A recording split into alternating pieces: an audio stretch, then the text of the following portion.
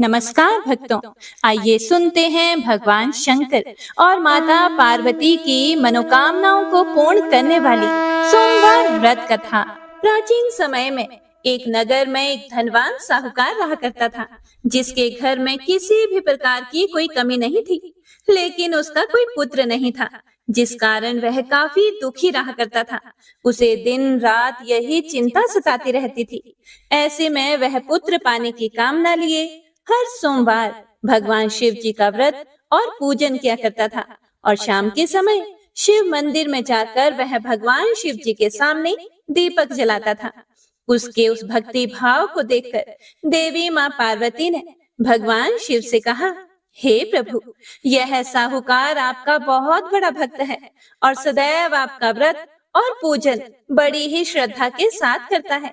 आपको इसकी मनोकामना अवश्य ही पूर्ण करनी चाहिए।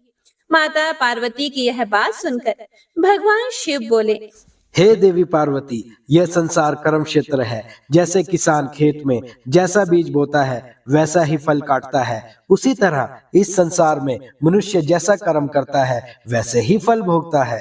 पार्वती जी ने अत्यंत आग्रह से कहा, हे प्रभु, जब यह आपका इतना बड़ा भक्त है और इसको अगर किसी भी प्रकार का दुख है तो उसे अवश्य ही दूर करना चाहिए, क्योंकि आप तो सदैव ही अपने भक्तों पर दयालु होते हैं और उनके दुखों को हमेशा ही दूर करते हैं। यदि आप ऐसा नहीं करेंगे तो मनुष्य आपकी सेवा और व्रत क्यों करेंगे? पार्वती जी के ऐसे आग्रह करने पर भगवान शिव बोले, हे देवी पार्वती, इसके कोई पुत्र नहीं है। इसी चिंता में यह अत्यंत दुखी रहता है। इसके भाग्य में पुत्र ना होने पर भी मैं इसे पुत्र प्राप्ति का वर दे सकता हूँ, लेकिन वह पुत्र केवल 12 वर्ष तक ही जीवित रहेगा। इसके पश्चात वह मृत्यु को प्राप्त हो जाएगा। इससे अधिक तो मैं कुछ भी इसके लिए नहीं कर सकता। हे प्रिय भक्तों, यह बातें साहूकार सुन रहा था। इससे उसको ना तो प्रसन्नता हुई और ना ही कुछ दुखी हुआ। वह पहले की तरह ही भगवान शिव का व्रत और पूजन करता रहा। कुछ समय व्यतीत हो जाने पर साहूकार की पत्नी गर्भवती हुई और 10वें महीने में उसे अति सुंदर पुत्र की प्राप्ति हुई। साहूकार के घर में बहुत खुशियां मनाई गई, परंतु साहूकार ने उसकी केवल 12 वर्ष की आयु जानकर अधिक प्रसन्नता प्रकट नहीं की और न ही किसी को यह भेद बताया। जब वह बालक 11 वर्ष का हो गया तो उस बालक की माता ने उसके पिता से विवाह आदि के लिए आग्रह किया। तो वह साहूकार कहने लगा कि अभी मैं इसका विवाह नहीं करा सकता, अपने पुत्र को काशी पढ़ने के लिए भेजूंगा। फिर साहूकार ने बालक के मामा को बुलाकर उसको बहुत सा धन दिया और कहा कि तुम इस बालक को काशी जी पढ़ने के लिए ले जाओ और रास्ते में जिस स्थान पर भी जाओ यज्ञ और ब्राह्मणों को भोजन अवश्य कराते जाना। फिर वह दोनों मामा भांजे यज्ञ करते और ब्राह्मणों को भोजन कराते हुए काशी जी की तरफ रवाना हुए। रास्ते में उनको एक शहर से गुजरना पड़ा। उस शहर में राजा की कन्या का विवाह था और दूसरे राजा का लड़का जो विवाह करने बारात लेकर आया था वह एक आंख से काना था। उसके पिता को इस बात की बड़ी चिंता हो रही थी कि कहीं वर को देखकर कन्या के माता पिता विवाह में किसी प्रकार की अड़चन पैदा ना कर दे। इस कारण जब उसने अति सुंदर सेठ के लड़के को देखा तो उसके मन में विचार आया कि क्यों ना दरवाजे के समय इस लड़के से वर का काम चलाया जाए। ऐसा विचार करके वर के पिता ने उस लड़के और उसके मामा से बात की तो वे राजी हो गए। फिर उस लड़के को वर के कपड़े पहनाकर और घोड़ी पर चढ़ाकर दरवाजे पर ले गए और सब कार्य प्रसन्नता से पूर्ण हो गया। फिर वर के पिता ने सोचा कि यदि विवाह कार्य भी इसी लड़के के द्वारा करा लिया जाए तो क्या बुराई है। ऐसा सोचकर उसने लड़के और उसके मामा से कहा कि यदि आप फेरों और कन्यादान के काम को भी करा दें तो आपकी बड़ी कृपा होगी और मैं इसके बदले में आपको बहुत सारा धन दूंगा। तो उन्होंने स्वीकार कर लिया और विवाह कार्य भी बहुत ही अच्छी तरह से संपन्न हो गया। परंतु जिस समय लड़का जाने लगा तो उसने राजकुमारी की चुनरी के पल्ले पर लिख दिया कि तेरा विवाह तो मेरे साथ हुआ है, परंतु जिस राजकुमार के साथ तुमको भेजेंगे वह एक आंख से काना है और मैं काशी जी में पढ़ने जा रहा हूँ। लड़के के जाने के बाद उस राजकुमारी ने जब अपनी चुनरी पर लिखा हुआ पढ़ा तो उसने राजकुमार के साथ जाने से मना कर दिया और कहा कि यह मेरा पति नहीं है, मेरा विवाह इसके साथ नहीं हुआ है, वह तो काशी जी पढ़ने गया है। राजकुमारी के माता पिता ने अपनी कन्या को विदा नहीं किया और बारात वापस चली गई। उधर सेठ का लड़का और मामा काशी जी पहुंच गए थे। वहां जाकर लड़के ने पढ़ना शुरू कर दिया। जब लड़के की आयु 12 साल की हो गई, उस दिन उन्होंने यज्ञ रचा रखा था कि लड़के ने अपने मामा से कहा, हे मामा जी, आज मेरी तबीयत कुछ ठीक नहीं लग रही। मामा ने कहा कि तुम अंदर जाकर सो जाओ और आराम करो। लड़का अंदर जाकर सो गया और थोड़ी देर के बाद उसके प्राण निकल गए। जब उसके मामा ने आकर देखा तो वह मुर्दा पड़ा हुआ है, तो उसको बड़ा दुख हुआ और उसने सोचा कि अगर मैं अभी रोना पीटना मचा दूंगा तो यज्ञ का कार्य अधूरा रह जाएगा, जो कि सही नहीं होगा। इसीलिए उसने जल्दी से यज्ञ का कार्य समाप्त किया और ब्राह्मणों के जाने के बाद रोना पीटना शुरू कर दिया। संयोगवश उसी समय शिव पार्वती जी उधर से जा रहे थे। जब उन्हें जोर जोर से रोने की आवाजें सुनाई दी तो माता पार्वती जी ने भगवान शिव से कहा, हे प्रभु, कोई दुखियारा रो रहा है, कृपया कर इसके कष्ट को दूर कीजिए। जब शिव पार्वती ने पास जाकर देखा तो वहां एक लड़का मुर्दा पड़ा हुआ था। पार्वती जी कहने लगी, हे प्रभु, यह तो उसी सेठ का लड़का है जो आपके वरदान से पैदा हुआ था। इसीलिए हे स्वामी, इस बालक को और आयु दो, नहीं तो इसके माता पिता तड़प तड़प कर मर जाएंगे। पार्वती जी के बार बार आग्रह करने पर भगवान शिव ने उसको जीवन का वरदान दे दिया और भगवान शिव जी की कृपा से लड़का फिर से जीवित हो गया। इसके बाद शिव जी और माता पार्वती कैलाश पर्वत की ओर चले गए। इसके बाद वह लड़का और उसका मामा उसी प्रकार यज्ञ करते और ब्राह्मणों को भोजन कराते अपने घर की ओर वापस चल पड़े। रास्ते में उसी शहर में आए जहां उसका विवाह हुआ था। वहां पर आकर उन्होंने यज्ञ आरंभ कर दिया तो उस लड़के के ससुर ने उसको पहचान लिया और अपने महल में ले जाकर उसकी बड़ी खातिरदारी के साथ ही बहुत से दास दासियों सहित आदर पूर्वक लड़की और जमाई को विदा भी किया। जब वह अपने शहर के निकट आए तो मामा ने कहा कि पहले मैं तुम्हारे घर जाकर खबर कराता हूँ। जब उस लड़के का मामा घर पहुंचा तो लड़के के माता पिता घर की छत पर बैठे हुए थे और यह प्रण कर रखा था कि यदि हमारा पुत्र सकुशल लौट आया तो हम राजी खुशी नीचे आ जाएंगे, नहीं तो छत से गिरकर अपने प्राण त्याग देंगे। इतने में उस लड़के के मामा ने आकर यह समाचार दिया कि आपका पुत्र वापस आ गया है, तो उनको विश्वास नहीं आया। तब उसके मामा ने शपथ पूर्वक कहा कि आपका पुत्र अपनी पत्नी के साथ बहुत सारा धन लेकर आया है। तो सेठ ने आनंद के साथ उसका स्वागत किया और बड़ी प्रसन्नता के साथ रहने लगे। हे प्रिय भक्तों, ऐसा माना जाता है कि इसी प्रकार से जो कोई भी मनुष्य सोमवार के व्रत को धारण करता है अथवा इस कथा को पढ़ता या सुनता है, भगवान भोलेनाथ और माता पार्वती उसके सभी दुखों को दूर करके उसकी समस्त मनोकामनाओं को पूर्ण करते हैं। तो सभी भक्तजन एक बार प्रेम से बोलिए, शिव शिवा की जय, हर हर महादेव। हे प्रिय भक्तों, अब बड़ी ही श्रद्धा और भक्ति भाव से आइए सुनते हैं सोमवार व्रत की दूसरी कथा। एक बार भगवान भोलेनाथ और माता पार्वती जी मृत्यु लोक घूमने की इच्छा से मृत्यु लोक में आए। यहाँ माता पार्वती व भगवान शंकर जी मृत्यु लोक में घूमते घूमते विदर्भ देशांतर्गत अमरावती नामक नगरी में पहुँचे, जो कि बहुत ही सुंदर थी। यहाँ उन्होंने देखा कि अमरावती नगरी अमरपुरी के दृश्य सभी प्रकार के सुखों से परिपूर्ण थी। उस नगरी में राजा द्वारा बनवाया हुआ बहुत सुंदर भगवान भोलेनाथ जी का मंदिर भी था। उस मंदिर में भगवान भोलेनाथ जी और माता पार्वती निवास करने लगे। एक दिन माता पार्वती जी ने भगवान शिव से कहा, हे प्रभु, आज तो हम और आप दोनों चौसर पासा खेलेंगे। शंकर जी ने माता पार्वती जी की बात मान ली और चौसर खेलने लगे। उसी समय मंदिर का पुजारी ब्राह्मण मंदिर में पूजा करने के लिए आया हुआ था।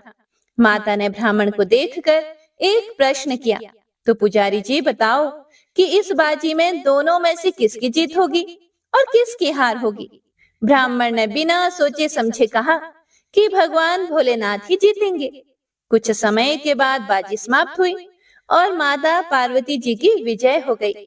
माता पार्वती को ब्राह्मण के झूठ बोलने पर क्रोध आया और कोढ़ी होने का श्राप दे दिया। भगवान शंकर जी के बहुत समझाने के बाद भी माता नहीं मानी और वे दोनों वहां से चले गए। कुछ समय के बाद उस ब्राह्मण पुजारी को कोढ़ होने लगा और धीरे धीरे उसके सारे शरीर में कोढ़ हो गए। ऐसे में वह बहुत ही परेशान और दुखी रहने लगा। इस तरह कई दिन बीत गए। फिर एक दिन देवलोक की अप्सराएं शिव जी की पूजा करने उसी मंदिर में आई। अप्सराओं ने उस पुजारी के कष्ट को देखकर बड़े दया भाव से उसके रोगी होने का कारण पूछा। तब पुजारी जी ने अपनी आप बीती सभी बातें निसंकोच होकर उन अप्सराओं को बता दी। यह सुनकर वो अप्सराएं बोली कि हे ब्राह्मण देव, तुम दुखी मत हो। भगवान भोलेनाथ जी आपके सभी कष्टों को दूर कर देंगे, परंतु तुम्हें श्रेष्ठ 16 सोमवार के व्रत पूरे विधि विधान और भक्ति भाव से पूरे 16 व्रत करने होंगे और 17वें सोमवार के दिन पाव से पवित्र गेहूं के आटे की बाटी बनाएं। उसके बाद घी और गुड़ मिलाकर चूरमा बनाकर भगवान भोलेनाथ जी को प्रसाद चढ़ाना और बाकी के प्रसाद को मंदिर में उपस्थित भक्तों को बांट देना। ऐसा करने से आपकी सभी मनोकामनाएं पूर्ण होंगी।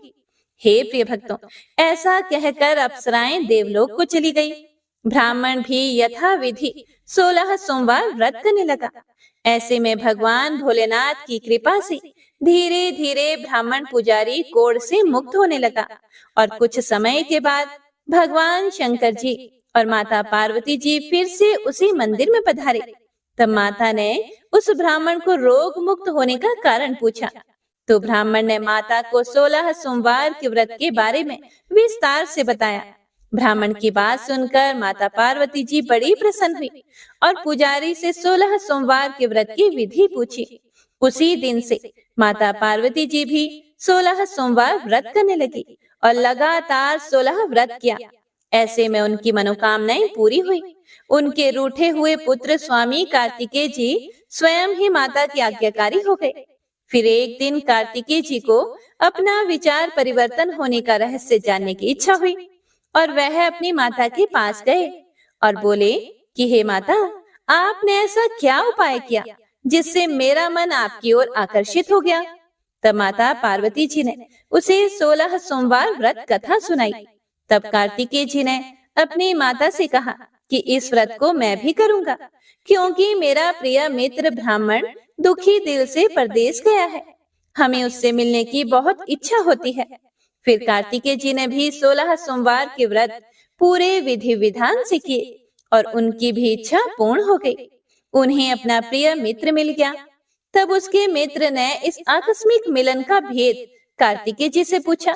तो कार्तिकेय जी बोले, हे मित्र, हमने तुम्हारे मिलने की इच्छा करके 16 सोमवार के व्रत किए थे। अब तो उस ब्राह्मण मित्र को भी अपने विवाह की बड़ी इच्छा हुई और वह भी 16 सोमवार व्रत पूरे विधि विधान से करने लगा। एक दिन वह किसी काम से विदेश गया और वहां के राजा ने अपनी पुत्री का स्वयंवर रखा था। उस राजा ने राजकुमारी के विवाह के लिए यह शर्त रखी थी कि जिस राजकुमार के गले में सब प्रकार से श्रृंगारित हथिनी माला डालेगी, मैं उसी के साथ अपनी बेटी का विवाह करूंगा। भगवान शिव जी की कृपा से ब्राह्मण भी उस स्वयंवर को देखने के लिए एक ओर बैठा हुआ था। उसी समय हथिनी वहां पर आई और उस ब्राह्मण के गले में जयमाला डाल दी। इस तरह राजा की प्रतिज्ञा के अनुसार बड़ी धूमधाम के साथ अपनी पुत्री का विवाह उस ब्राह्मण के साथ पूरे विधि विधान से कर दिया और उसे बहुत सारा धन देकर सम्मान पूर्वक संतुष्ट किया और वो दोनों सुख पूर्वक रहने लगे। एक दिन उस राजकुमारी ने अपने पति से पूछा कि हे प्राणनाथ, आपने ऐसा कौन सा पुण्य किया है जो हथिनी ने सभी राजकुमारों को छोड़कर आपके गले में जयमाला डाली। तब ब्राह्मण बोला, हे प्राण प्रिय, मैंने अपने मित्र कार्तिकेय जी के कथनानुसार 16 सोमवार का व्रत किया था। जिसके प्रभाव से मुझे तुम जैसी रूपवान पत्नी मिली है। इस व्रत की महिमा सुनकर राजकन्या को बड़ा आश्चर्य हुआ और वह भी पुत्र कामना के लिए 16 सोमवार व्रत करने लगी और भगवान भोलेनाथ से पुत्र कामना की प्राप्ति करने लगी। शिव जी की कृपा से कुछ समय के बाद उसके गर्भ से एक अति सुंदर, सुशील, धर्मात्मा और विद्वान पुत्र हुआ।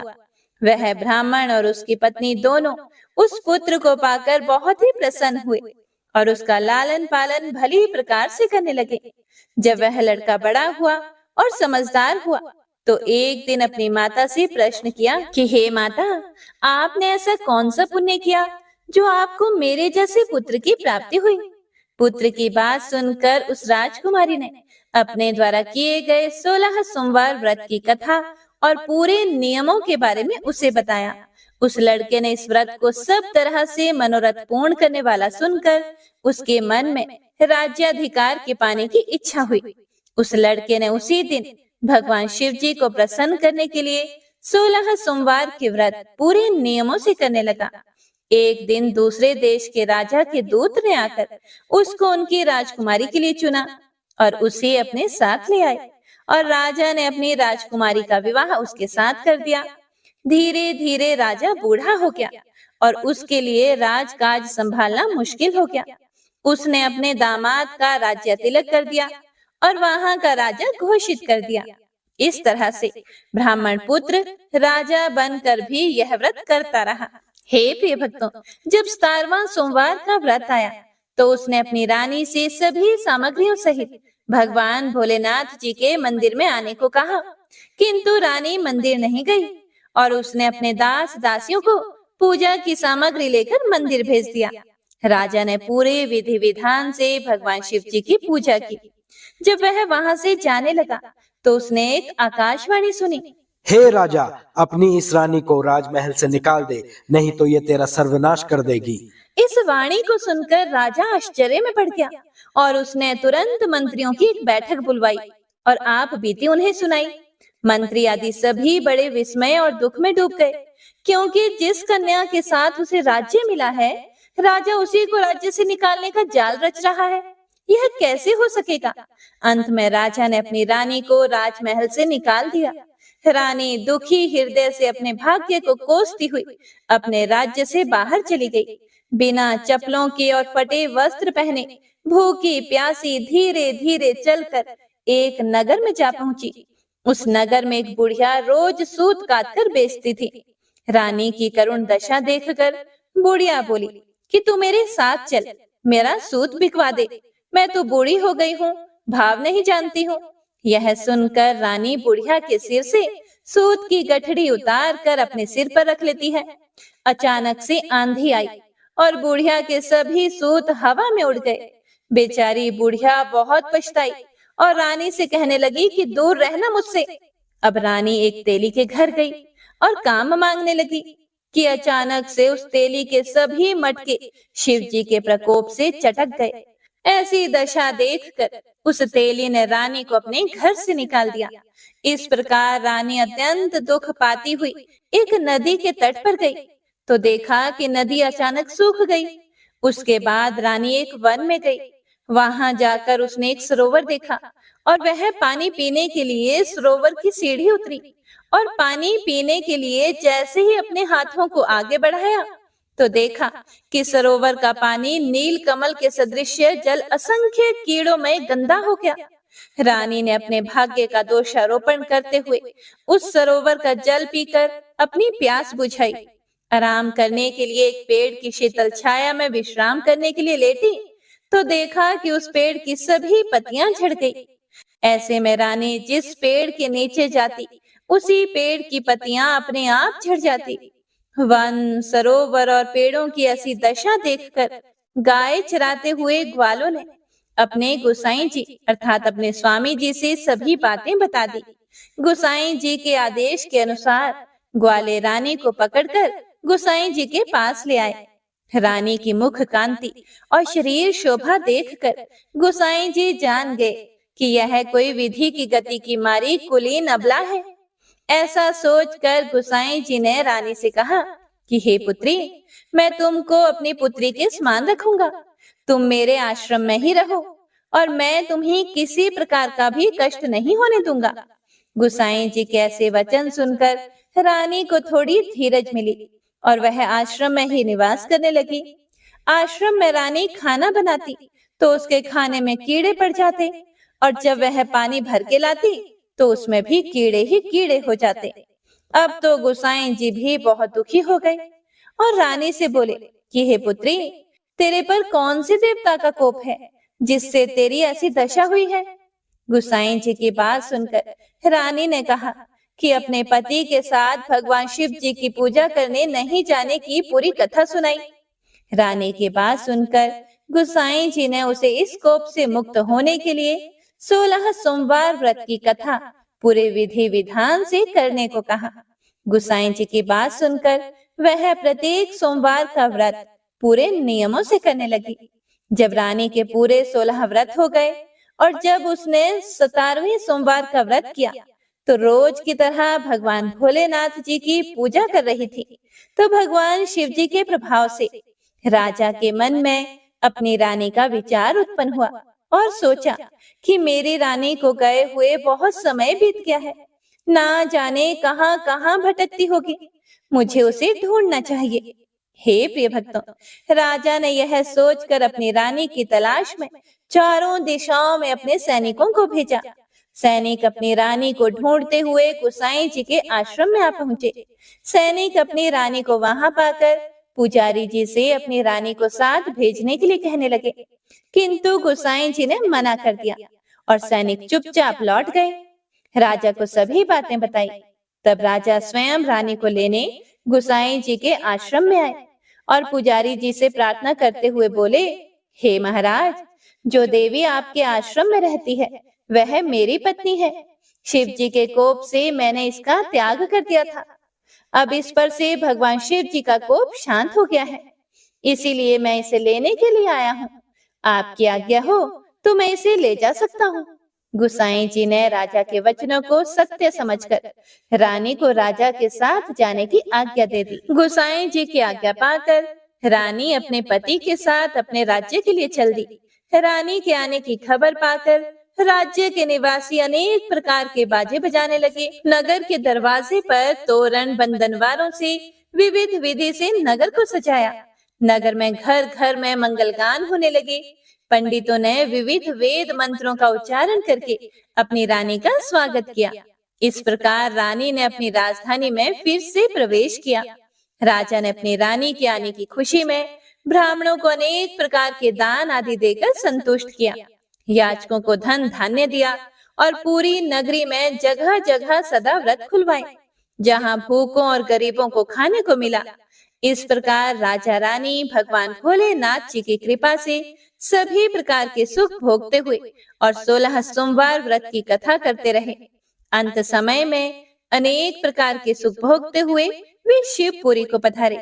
इसी कारण कहते हैं कि जो भी मनुष्य भगवान भोलेनाथ जी की भक्ति मन वचन कर्म द्वारा 16 सोमवार के व्रत पूरे विधि विधान से करेगा, वह इस मृत्यु लोक से समस्त सुख को भोग कर अंत में भगवान के चरणों में शिवपुरी को प्राप्त होगा और इस व्रत के करने से सबके मनोरथ भी पूर्ण होंगे।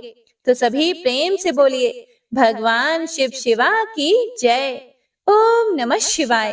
हे प्रिय भक्तों, तो आइए अब शिव पुराण में वर्णित पुण्यमयी कथा को सुनते हैं। वाशकल नामक गांव में बिंदुक नाम का एक ब्राह्मण रहता था। वह धर्मी, दुरात्मा एवं महापापी था। उसकी पत्नी बहुत सुंदर थी। उसका नाम चंचुला था। वह सदा उत्तम धर्म का पालन करती थी, परंतु बिंदुक वैश्यागामी था। इस तरह कुकर्म करते हुए बहुत समय व्यतीत हो गया। उसकी पत्नी काम से पीड़ित होने पर भी स्वधर्म नाश के भय से क्लेश सहकर भी काफी समय तक धर्म भ्रष्ट नहीं हुई, परंतु आगे चलकर वह भी अपने दुराचारी पति के आचरण से प्रभावित होकर दुराचारिणी और अपने धर्म से विमुख हो गई। इस तरह दुराचार में डूबे हुए उन पति पत्नी का बहुत सा समय व्यर्थ बीत गया। वैश्यागामी दूषित बुद्धि वाला वह दुष्ट ब्राह्मण बिंदुक समयानुसार मृत्यु को प्राप्त हो गया और नरक में चला गया। बहुत दिनों तक नरक के दुखों को भोग कर वह मूढ़ बुद्धि पापी विंध्य पर्वत पर भयंकर पिशाच हुआ। और इधर उस दुराचारी बिंदुक के मर जाने पर वह चंचुला नामक स्त्री बहुत समय तक पुत्रों के साथ अपने घर में रहती रही। पति की मृत्यु के बाद वह भी अपने धर्म से गिरकर पर पुरुषों का संग करने लगी थी। सतियां विपत्ति में भी अपने धर्म का पालन करना नहीं छोड़ती। यही तो तप है। तप कठिन तो होता है, लेकिन इसका फल मीठा होता है। एक दिन दैव योग से किसी पुण्य पर्व के आने पर वह अपने भाई बंधुओं के साथ गोकर्ण क्षेत्र में गई। उसने तीर्थ के जल में स्नान किया एवं बंधु जनों के साथ यहाँ वहाँ घूमने लगी। घूमते घूमते वह एक देव मंदिर में गई। वहां उसने एक ब्राह्मण के मुख से भगवान शिव की परम पवित्र एवं मंगलकारी कथा सुनी। कथावाचक ब्राह्मण कह रहे थे कि जो स्त्रियां व्यभिचार करती हैं, वे मरने के बाद जब यमलोक जाती हैं, तब यमराज के दूत उन्हें तरह तरह से यंत्रणा देते हैं। वे उसके कामांगों को तप्त लोह दंडों से दागते हैं। तप्त लोह के पुरुष से उसका संसर्ग कराते हैं। ये सारे दंड इतनी वेदना देने वाले होते हैं कि जीव पुकार पुकार कर कहता है कि अब वह ऐसा नहीं करेगा, लेकिन यमदूत उसे नहीं छोड़ते। कर्मों का फल तो सभी को भोगना ही पड़ता है। देव, ऋषि, मनुष्य सभी इससे बंधे हुए हैं। हे प्रिय भक्तों, ब्राह्मण के मुख से यह वैराग्य बढ़ाने वाली कथा सुनकर चंचुला भय से व्याकुल हो गई।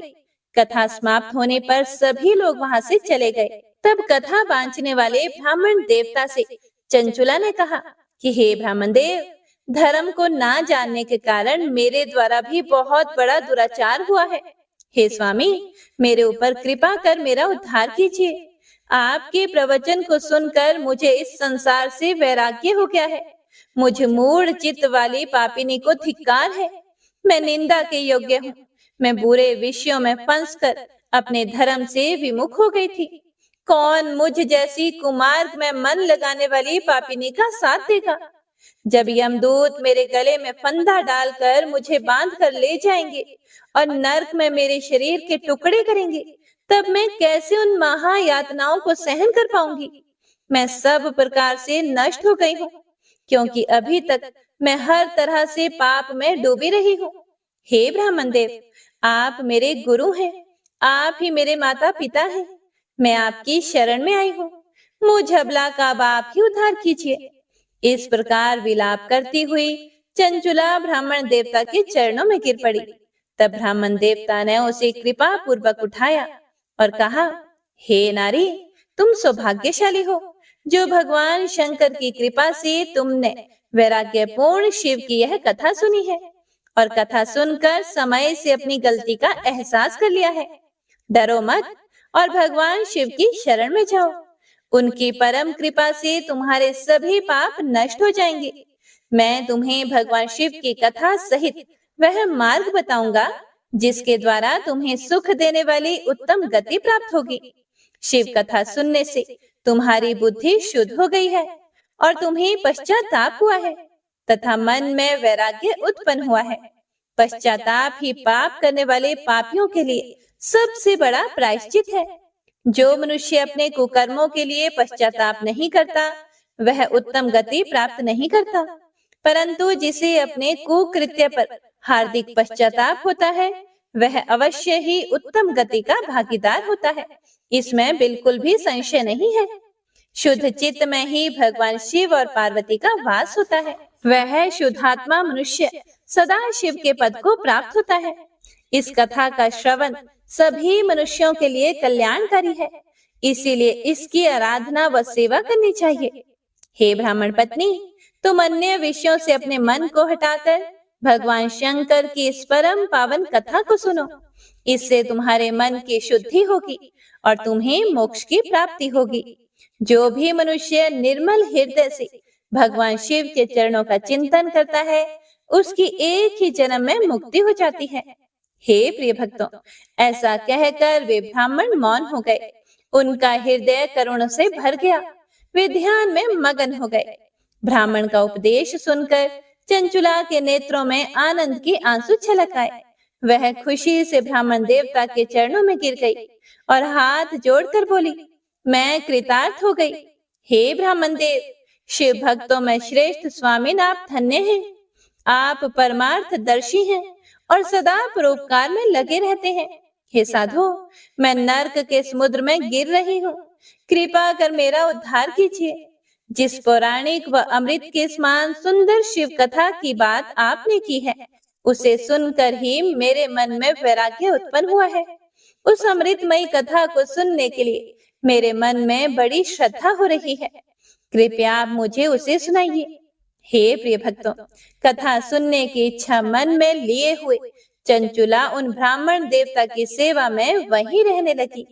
उस गोकर्ण नामक महाक्षेत्र में उन ब्राह्मण देवता के मुख से चंचुला शिव की भक्ति, ज्ञान और वैराग्य बढ़ाने वाली और मुक्ति देने वाली परम उत्तम कथा सुनकर कृतार्थ हो गई। उसका मन शुद्ध हो गया।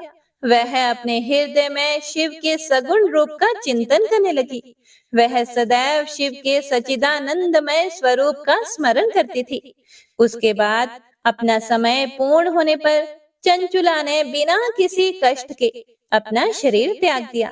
उसे लेने के लिए एक दिव्य विमान वहां पहुंचा। यह विमान शोभा साधनों से सजा हुआ था एवं शिव गणों से सुशोभित था। चंचुला दिव्यांगना होकर विमान से शिवपुरी पहुंची। उसके सारे पाप धुल गए थे। वहां उसने सनातन देवता त्रिनेत्रधारी महादेव शिव को देखा। सभी देवता उनकी सेवा में भक्ति भाव से उपस्थित थे। उनकी अंग कांति करोड़ों सूर्यों के समान प्रकाशित हो रही थी। 5 मुख और हर मुख में 3-3 नेत्र थे। मस्तक पर अर्ध चंद्राकार मुकुट शोभायमान हो रहा था। कंठ में नील चिन्ह था। उनके साथ में देवी गौरी विराजमान थी, जो विद्युत पुंज के समान प्रकाशित हो रही थी। महादेव जी की कांति कपूर के समान गौर थी। उनके शरीर पर श्वेत वस्त्र थे तथा शरीर श्वेत भस्म से युक्त था। इस प्रकार भगवान शिव के परम उज्जवल रूप के दर्शन करके चंचुला बहुत प्रसन्न हुई। उसने भगवान शिव को बारंबार प्रणाम किया और हाथ जोड़कर प्रेम, आनंद और संतोष से युक्त होकर विनीत भाव से खड़ी हो गई। उसके नेत्रों से आनंद अश्रुओं की धारा बहने लगी। भगवान शंकर व भगवती गौरी उमा ने करुणा के साथ सौम्य दृष्टि से देखकर चंचुला को अपने पास बुलाया। गौरी उमा ने उसे प्रेम पूर्वक अपनी सखी बना लिया। चंचुला सुख पूर्वक भगवान शिव के धाम में उमा देवी की सखी के रूप में निवास करने लगी।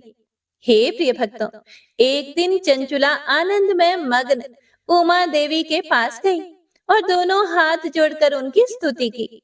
तब शंकर प्रिया भक्त वत्सला उमा देवी ने बड़े प्रेम से चंचुला से कहा, हे सखी चंचुला, मैं तुम्हारी स्तुति से प्रसन्न हूँ। बोलो, क्या वर मांगती हो?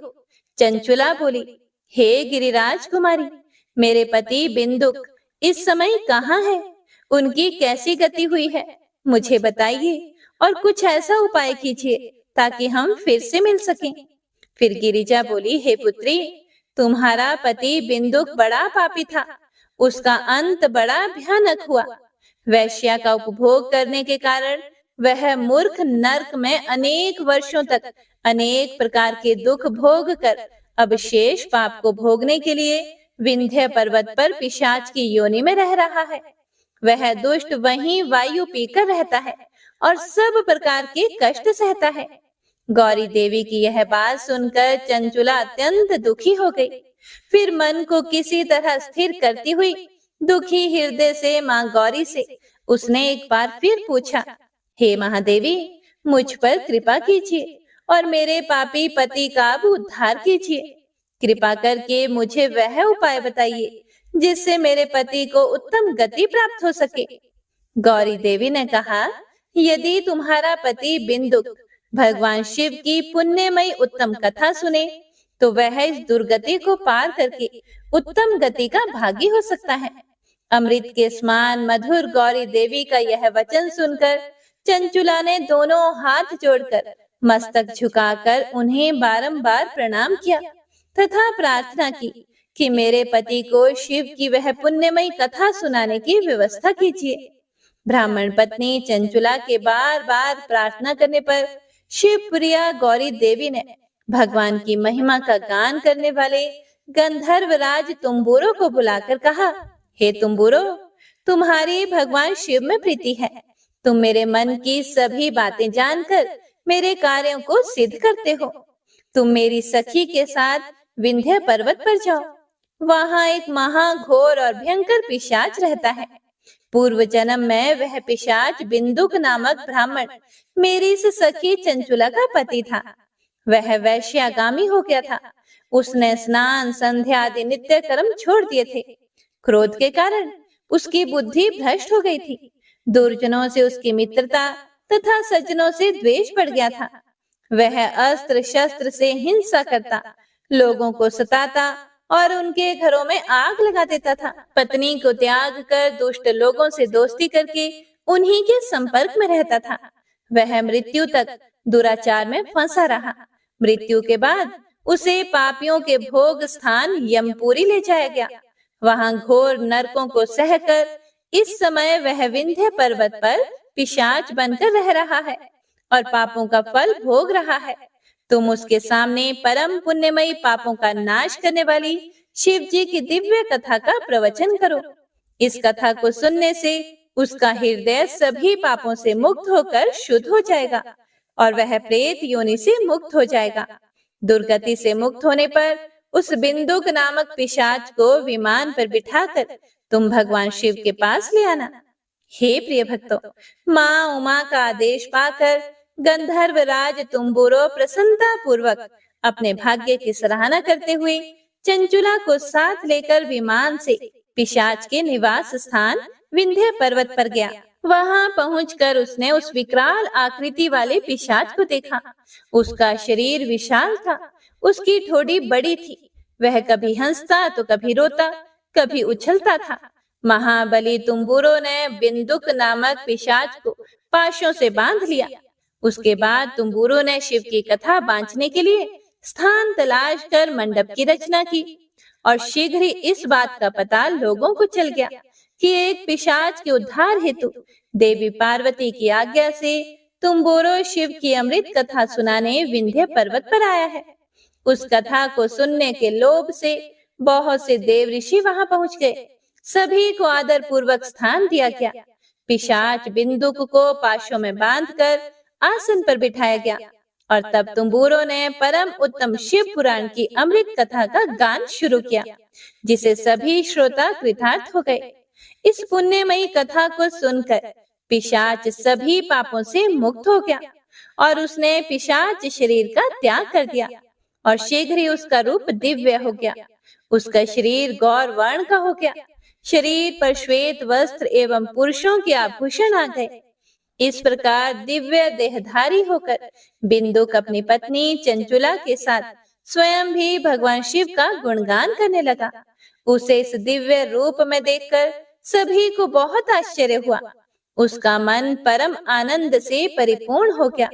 सभी भगवान महेश्वर के अद्भुत चरित्र को सुनकर कृतार्थ होकर उनका यशोगान करते हुए अपने अपने धाम को चले गए।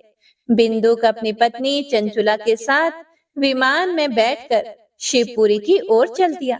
महेश्वर के गुणों का गान करता हुआ बिंदुक अपनी पत्नी चंचुला और तुम्बुरो के साथ शीघ्र ही शिव धाम पहुंच गया। भगवान शिव व देवी पार्वती ने उसे अपना पार्षद बना लिया। दोनों पति पत्नी सुख पूर्वक भगवान महेश्वर एवं देवी गौरी के श्री चरणों में अविचल निवास पाकर धन्य हो गए। तो सभी भक्तजन प्रेम से बोलिए, उमा महेश्वर भगवान की जय। हे प्रिय भक्तों, तो आज की कथा यहीं पर समाप्त होती है। कथा पसंद आए तो लाइक करके कमेंट बॉक्स में जयकारा जरूर लगाइएगा। और हाँ, हमारे चैनल पर कल संकष्टी चतुर्थी की कथा और कजली तीज की कथा भी जरूर सुनिएगा। तो सभी भक्तजन एक बार प्रेम से बोलिए, भगवान शंकर और माता पार्वती की जय। हर हर महादेव।